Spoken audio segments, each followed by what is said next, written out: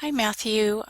In this video I just wanted to show you quickly some feedback for you on your chart here. Notice that in the chart you have 1, 2, 3 as these identifiers. It should have April, May, and June, and it's simply just a selection error.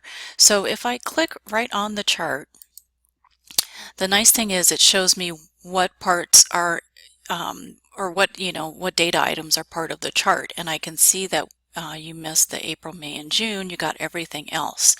So here is a quick way to fix that. I'm just going to put a chart off to the side so you can see it.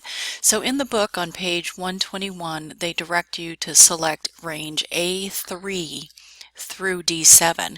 Now I know that seems a little counterintuitive because A3 is right here and there's nothing in there, but that's just the way most charts of information are set up, or data I should say, and it's the way to grab the information, the column titles as well as the row titles. So now that I've done that reselection, I can go back to Insert, and then they want you to go to Recommended Charts, and they're having you scroll down to look at a couple charts.